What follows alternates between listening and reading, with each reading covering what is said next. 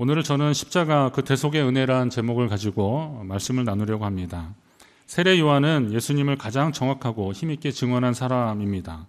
선지자라고도 합니다. 솔직히 예수님의 제자들은 처음에 그분을 잘 알지 못했습니다. 나다나엘 같은 사람, 바돌로메라고도 하는데, 이 나다나엘은 빌립이 예수님을 소개할 때 나사렛에서 무슨 선한 것이 나겠느냐고 그렇게 말도 안 되는 거라고 그렇게 예수님을 몰라도 정말 몰랐습니다. 그런데 이 사람들은 예수님을 만나서 경험하고 다니면서 예수님이 누군지를 점점 알게 되었습니다. 그런데 세례 요한은 그 출발점이 좀 다릅니다. 세례 요한은 예수님을 처음부터 만난 게 아니라 그의 생애 가운데 하나님의 감동이 있었고 또 그가 오실 메시아를 소개할 것이라 라고 하는 그런 하나님의 메시지를 듣고 그래서 그 사역을 감당하다가 예수님이 나오시는 것을 보고 그제서야 내가 그렇게 전했던 분이 바로 저분이구나 라는 것을 깨닫게 됐고 더 힘있게 예수님을 전했던 그런 사례입니다.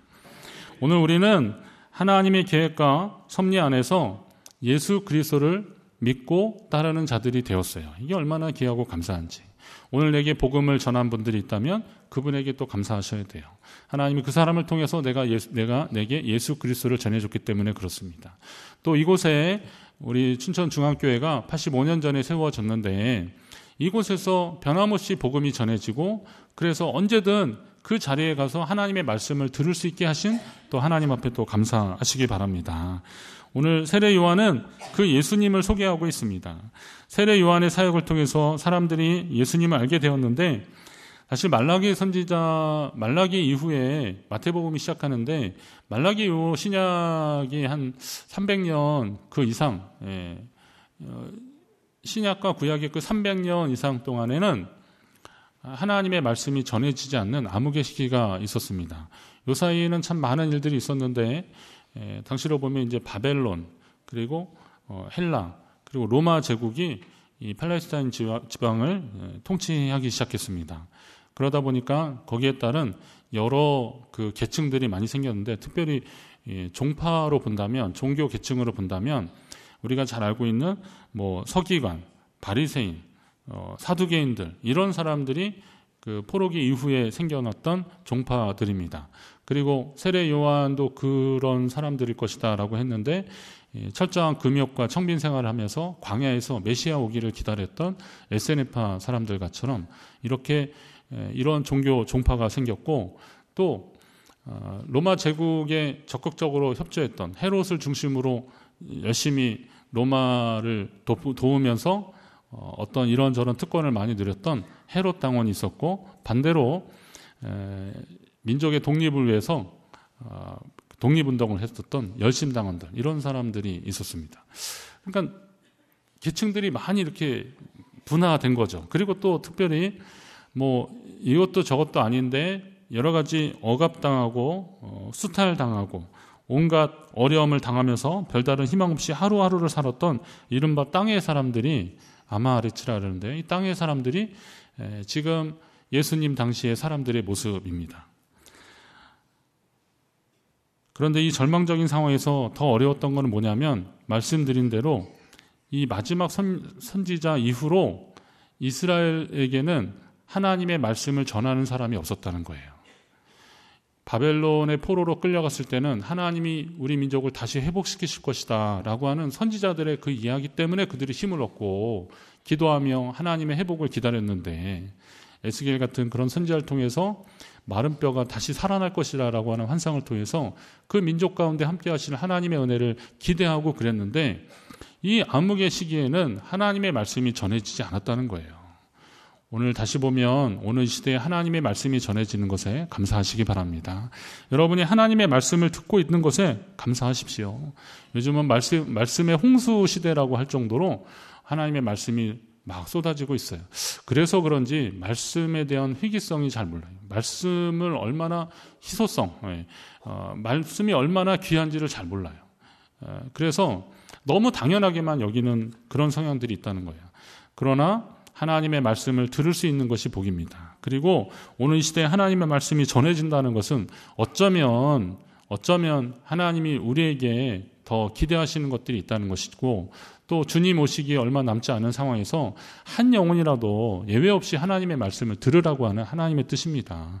그렇다면 여러분도 귀 기울여 들으시고 그 말씀을 증거하는 믿음의 사람들 되시기를 간절히 바랍니다. 자, 이런 시대에 요한이 나타나서, 세례 요한이 나타나서 하나님 나라의 복음을 전파하기 시작하는 거예요.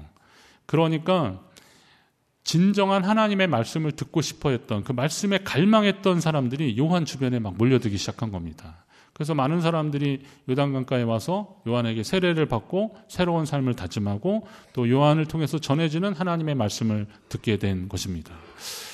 그런데 그렇게 사람들이 관심이 집중될 때 요한이 또 한 것을 보시면, 요한은 사람들의 관심이 자기에게 집중될 때 그것을 자기 영광의 기회로 삼지 않고 오히려 내 뒤에 오시는 그분을 계속 소개하기 시작합니다. 나는 그분의 신들매도 감당하지 못하는 사람이다 라고 하면서 그분을 계속 이야기하고 있습니다. 이게 하나님을 잘 믿는 사람들의 특징인 것 같더라고요. 어느 누구도 하나님의 영광의 자리를 대신해서는 안 될 것입니다. 혹시 자기가 세상 가운데 주목받고 있다면 그것이 하나님을 나타내고 예수 그리스도를 소개하는 계기가 되어야 되고 기회가 되어야 되고, 그것을 통해서 하나님은 더 높임을 받아야 할 줄로 믿습니다. 여러분이 바로 그런 성도 되길 바라고, 우리 교회가 오직 주님을 높이는 그런 교회 되기를 주의 이름으로 축원합니다. 요한이 예수님을 소개할 때 오늘 29절에 보니까 예수께서 자기에게 나오심을 보고 이르되 보라 세상죄를 지고 가는 하나님의 어린 양이로다 라고 그렇게 소개합니다. 보라 세상죄를 지고 가는 하나님의 어린 양이로다. 이 부분을 좀 잘 이해하려면 구약의 제사 제도와 방법을 좀 이해할 필요가 있습니다. 제사의 종류는 크게 희생의 제사라고 할 수 있는 피 있는 제사와 그리고 피 없는 제사가 있습니다. 피 없는 제사는 곡식이나 이런 것들이겠죠. 이런 것을 하나님 앞에 들어서 이렇게 흔들어서 거제, 요제 이렇게 흔들고 머리 위로 올리고 막 그러는 일종의 그런 것이 이제 소제라고 하는데요. 이런 제사를 하나님 앞에 드렸습니다. 근데 피 있는 제사는, 희생의 제사는 짐승의 피를 흘리며 그것을 잡아서 하나님 앞에 올려드리는 제사였습니다. 제사의 성격에 따라 번제, 화목제, 속제제, 속건제 이런 제사들이 이 피 있는 제사들의 종류들입니다. 자, 이제 번제는 대표적인 피 있는 제사인데 이거는 인간의 죄를 위해서, 죄 때문에 하나님 앞에 드리는 제입니다. 부지 중에 지은 죄. 그리고 또 원죄, 우리 안에 있는 죄의 속성, 이런 것 때문에 하나님 앞에 드리는 제사입니다. 이 제사의 과정을 살펴보시면 제주가 이제 성막이나 성전에 희생의 제물을, 짐승을 끌고 오면 그 제물의 머리에 안수하여서 제사 드리는 이유를 하나님 앞에 구하죠.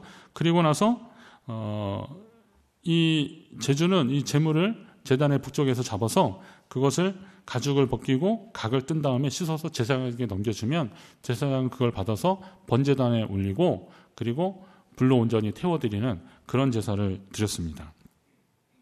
그러면서 죄의 문제를 가지고 하나님 앞에 이 제사를 드렸는데, 그런데 요한이 예수님을 향해 세상죄를 지고 가는 어린 양이로다, 하나님의 어린 양이로다 라고 하는 그 대목은 이스라엘 백성들의 절기 중에서 1년에 한 번 대속죄일에 염소 2마리를 잡아서 한 마리는 아까 말씀드린 그런 대로 하나님 앞에 제물로 올려드리고, 한 마리는 이 아사셀 염소라고 하는데 이거는 백성들이 거기 안수하고 그것을 그냥 광야길로 내보내는 겁니다. 그럼 이 염소가 황량한 광야를 가면서 어떻게 되겠어요? 목이 마르고 또 굶주리고 그러겠죠. 그러나 염소만 목 마르고 굶주리겠어요? 그 주변에 있는 사나운 맹소들이 염소를 가만 놔두지 않는 겁니다. 결국은 그래서 찢기고 뜯기고 그러면서 먹이가 돼버리는데, 그런 과정을 통해서 저렇게 되는 저 아사셀 염소가 바로 우리의 모습이다 라고 하면서 내 대신 그렇게 되는 것이다 라고 하는 그 희생 대속의 의미를 새겼던 것이 바로 이 제사의 의미인 겁니다. 자, 그렇다면 오늘 요한이 말씀하고 싶었던 것도 바로 이런 거죠. 세상 죄를 지고 가는 하나님의 어린 양이로다. 아마 요한은 바로 이 부분을 말씀하고 싶었던 거예요. 대속의 죽음을 지러 가시는 우리 예수님을 사람들에게 소개하고 싶어서 예수님이 나오시는 것을 보고 그렇게 말하는 것입니다.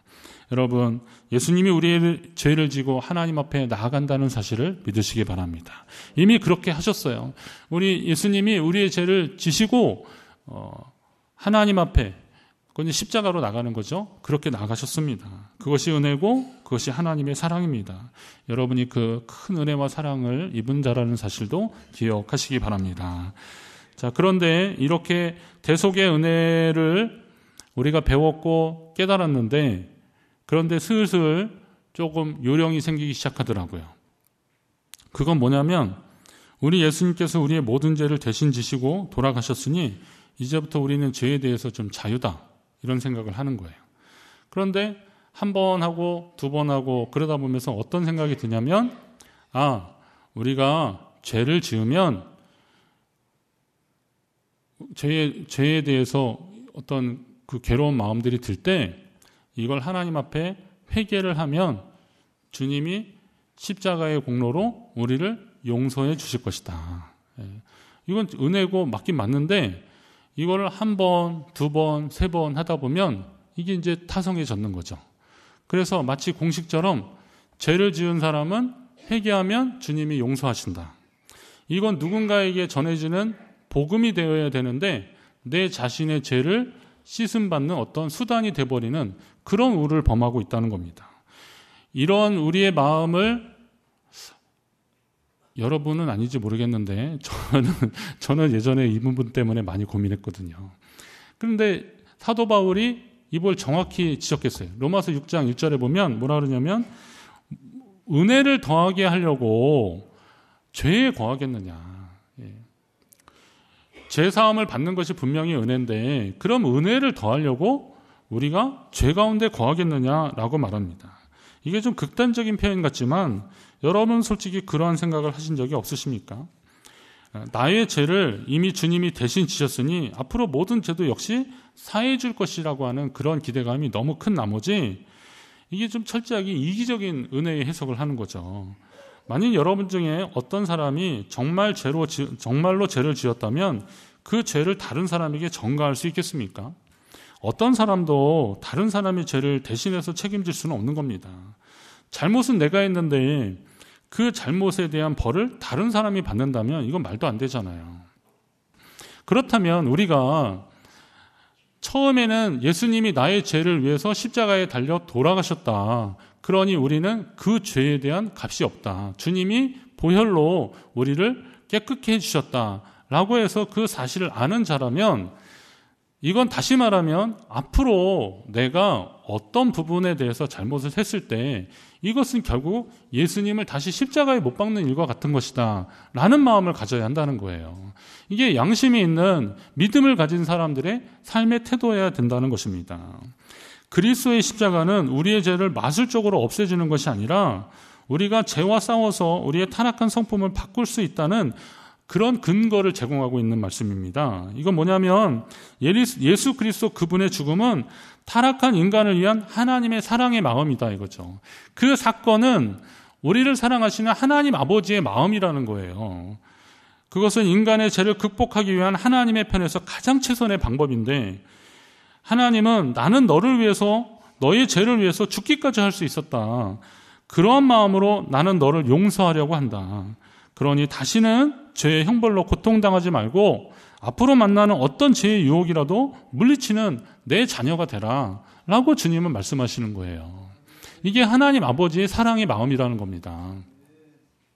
하나님 아버지의 마음이 어떨까를 이야기하는 많은 사례들이 있는데, 이번에 얼마 전에 끝난 우리한테 너무 아쉬운 이제 아시안컵 대회가 있었잖아요. 축구 대회가 있었는데 그때 돌풍의 핵심은 베트남 팀이었습니다. 제가 좀 살면서 베트남 팀 축구 경기를 풀타임을 다 본 거는 생전 처음인 것 같아요.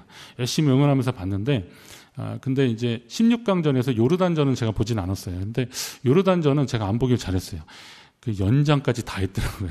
그랬는데 1대1로 비겼어요. 그래서 마지막 이제 승부차기를 하는데, 그런데 보니까 경기 결과를 나중에 봤더니, 요르단 선수가 실축을 했더라고요. 이걸 이제 베트남 골키퍼가 막은 거예요. 그래서 이제 그런 경우에는 베트남 선수가 골만 넣으면은 이제 8강에 올라가는 겁니다. 그래서 그 키커가 딱 선에 딱 섰는데, 그랬는데 이제 얼마나 긴장되겠어요. 그러면 베트남 국내에서도 막 응원하겠죠. 근데 나중에 기사를 보니까 그 마지막 그 키커 그 선수의 VTN 중이라는 사람인데, 이 사람의 엄마가 그 중계를 보다가 기절했대요. 예. 그 스트레스를 엄마도 다 느끼고 있었던 거죠. 그래도 보다가 기절해버렸대요. 그랬는데 나중에 이제 깨어나는데 사람들이 막 환호하니까 골이 들어갔나 보다. 그래서 안도의 숨을 내셨다는 거예요. 아니, 저 그 기사를 보면서 이게 짠한 마음이 있더라고요. 야, 이게 엄마, 부모님 마음이구나. 내가 축구장에 있는 그 선수는 아니더라도 그 아들이 받을 그 압박감을 엄마가 온몸으로 받아내고 있는 거예요. 그리고 오직하면 심장이 멎었겠어요. 기절한 거 아닙니까? 예. 하나님 아버지의 마음도 바로 이런 마음이죠. 사랑하는 내 아들, 내 자녀들. 내가 그들이 이 땅 가운데서 하나님의 자녀로서의 복을 주셨는데 그들이 다시는 죄를 범하지 않고, 그리고 죄의 유혹에 맞서 싸워서 승리하는 자들이 되기를 원하시는 하나님 아버지의 마음이라는 것입니다. 이 하나님 아버지의 마음을 아는 사람들이라면, 다시 또 바꿔 말한다면 우리가 다시 예수님을 십자가에 못 박을 수 있겠냐라는 거죠. 이것은 하나님이 오늘 우리에게 주시는 마음이고, 또 어쩌면 부담일 수도 있지만 이건 거룩한 부담이라는 거죠. 여러분, 주님을 다시 십자가에 못 박을 수 있겠습니까? 죄의 유혹에서 맞서 싸워 승리하는 저와 여러분 되시기를 간절히 바랍니다. 요한복음 8장에 보면, 우리 요한복음 계속 보면 이 말씀 더 나오겠지만, 그 요한복음 8장에는 가늠하다가 현장에서 붙잡혀온 여인이 있어요. 이거는 뭐 의심돼서 붙잡혀온 게 아니라 그냥 아주 현장에서 잡혀온 여인입니다. 그러면서 이 여인을 어떻게 할까 하고 예수님께 와서 사람들이 묻기 시작하는 거예요. 이거는 굉장히 큰 함정입니다. 뭐냐면 아까 그 로마가 팔레스타인 이스라엘을 지배한다고 그랬는데, 로마는 그 지배하는 나라들의, 그러니까 식민 국가들의 자치권을 어느 정도 인정했습니다. 그런데 뭐 종교나 무슨 생활이나 이런 것들은 어느 정도 인정을 했는데, 한 가지 사람을 죽이는 것만큼은 허락하지 않았어요. 그거는 황제가 위임한 사람, 그러니까 총독이나 이런 사람만 사람을 죽일 수 있는 사형 언도를 내릴 수 있었습니다. 그래서 예수님을 빌라도 총독에게 가서 이 사람을 사형을 내려달라고 했던 이유도 바로 그런 거예요. 이건 아주 로마가 제도적으로 그렇게 한 겁니다.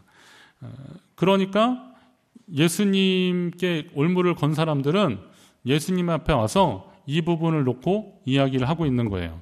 그러면 예수님이 만약에 율법대로 이제 돌로 쳐 죽이라 그러면 이 여인은 죽는 건데, 그 여인의 죽음에 대한 책임을 예수님께 전가하려고 그러는 거였죠.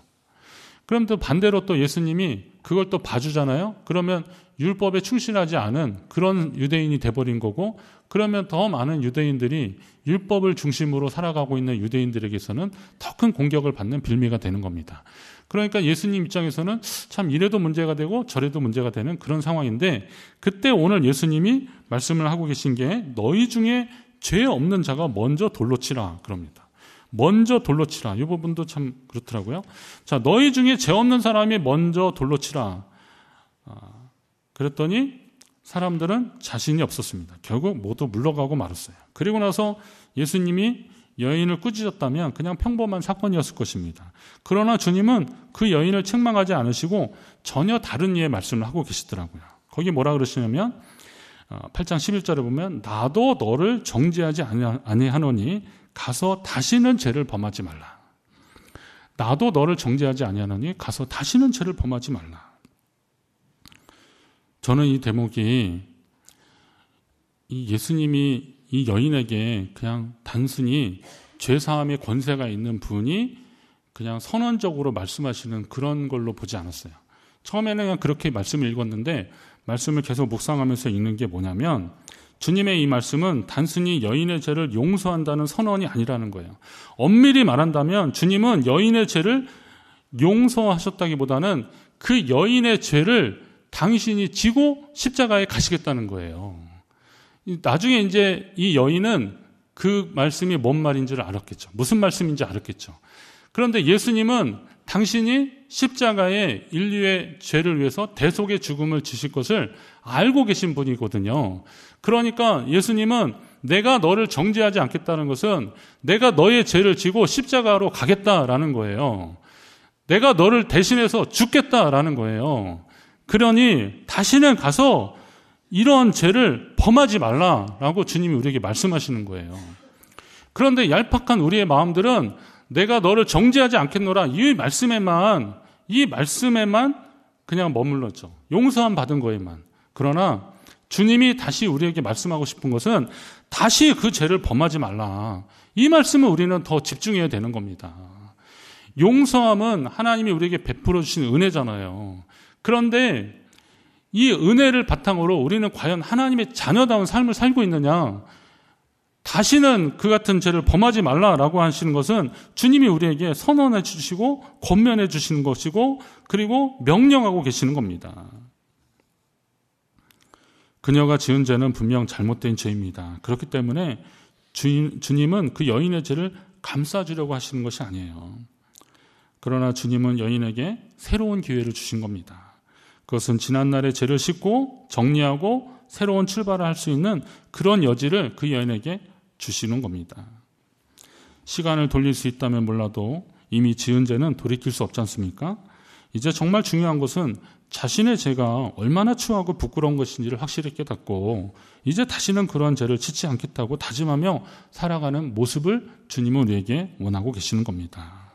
성도는 우리의 죄로 인해서 주님이 죽으시기까지 하셔야만 했던 상황을 깨달은 자입니다. 그렇다면 우리가 다시 죄를 범한다면 주님이 다시 그 십자가를 지는 것과 같은 것인데 그 주님을 다시 십자가에 못 박을 수 있겠느냐라는 마음으로 오늘 우리의 삶을 더 책임 있게 더 잘 살아야 한다는 것입니다. 다시 죄를 지어도 주님이 용서할 것이라고 하는 안일한 마음으로 예수님의 십자가 은혜를 해석할 것이 아니라 이거는 이기적인 해석이죠. 은혜에 대한 이기적인 해석입니다. 죄를 지었으면 만일 우리가 우리 죄를 자백하면 저는 미쁘시고 의로우사 우리 죄를 사하시고 모든 불의에서 우리를 깨끗게 하신다고 이 요한일서 1장 9절의 말씀인데 이거를 그냥 암송하고 그 죄사함에 대한 확신의 말씀으로만 붙잡고 그렇게만 살아가서 이게 마치 공식처럼 그렇게 여겨지는 이 세대를 향한 주님의 마음이에요. 나도 너를 정죄하지 않을 테니 그 말은 뭐예요? 내가 너의 죄를 위해서 십자가에 죽을 테니 너는 다시 그 죄를 짓지 말아라. 이 부분을 주님이 우리에게 말씀하고 계시는 건데 우리는 죄사함 받은 것만 감사하게 여기고 하나님 백성으로 이 땅을 어떻게 살 것인지에 대해서는 별로 고민하지 않는 그런 세대가 아니겠습니까? 십자가 대속의 은혜를 아는 자라면 이제 다시는 그런 죄를 짓지 말아야겠다는 다짐이 무엇보다 필요하며 이것이 바로 성도가 가져야 될 더 큰 신앙의 책임이라는 것입니다. 오늘 우리는 예수 그리스도께서 지신 십자가 은혜에 대한 말씀을 나눴습니다. 예수 그리스도의 십자가로 인한 은혜는 대속의 은혜라고 분명히 말씀드렸죠. 주께서 우리의 죄를 위해 돌아가셨음을 믿는 모든 자들은 하나님의 자녀가 되는 권세를 이미 주셨습니다. 그렇다면 하나님의 자녀된 자로서의 삶을 살자는 것이죠. 하나님의 자녀된 자로서 하나님의 백성으로서의 삶이 우리 앞에 놓여져 있다는 거예요. 이것은 십자가의 은혜는 단순한 제사함의 은총을 넘어서 성도가 살아가는 데 있어서 반드시 가져야 될 태도를 말하는 겁니다. 십자가의 은혜는 죄사함의 은혜만을 말하는 게 아니에요. 우리가 이 땅에 어떻게 하나님의 자녀로서 살아가야지에 대한 태도를 말씀하고 있는 겁니다. 대속의 은혜를 경험한 성도는 이제 다시는 그와 같은 것으로 주님의 마음을 아프게 해드리지 말아야겠다. 주님의 은혜로 죄의 유혹을 단호하게 물리치고 그리고 하나님의 자녀된 자로서의 삶을 살기를 다시 한번 다짐하는 저와 여러분 되시길 바랍니다. 여전히 우리가 우리 죄를 자백하면 주님은 우리의 죄를 사해 주십니다. 이건 복음입니다. 이건 맞습니다. 그런데 이런 일이 너무 반복되지 않도록 하십시오. 여러분의 삶을 통해서 하나님의 마음이 어떤 것인지를 알고 오늘 말씀을 통해서 다시 한번 알고 하나님의 마음에 합한 자로서의 삶을 계속 사시고 또 어떤 죄의 유혹에도 맞서 싸워가시고 승리하시는 저와 여러분 되시기를 주의 이름으로 축원합니다.